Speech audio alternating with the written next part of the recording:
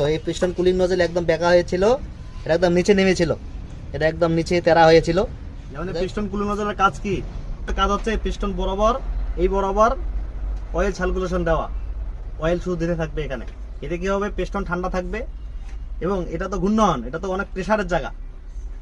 এটা যতই প্রেসার হোক, যদি আমার অয়েল ঠিক মতো সার্কুলেশন হয়, যদি এখানে অয়েল ঠিক মতো পৌঁছাইতে পারে, আমার পিস্টনও ঠান্ডা থাকবে এবং এই পিস্টন গজাল পিন বুশ কোনো ক্ষতিগ্রস্ত হবে না, ক্ষয় হবে না। যেটা মূলত বিষয় যেটা হয়েছে, যেটা আমরা পাইছি, এই দেখেন, দেখলে বুঝতে পারবেন এটা। এই দেখেন কিভাবে অয়েল না পাওয়ার কারণে হিট হয়ে, ওভার হিট হয়ে এটা ভেঙে গেছে। তো যাই হোক, বড় ধরনের ক্ষতি হয়নি।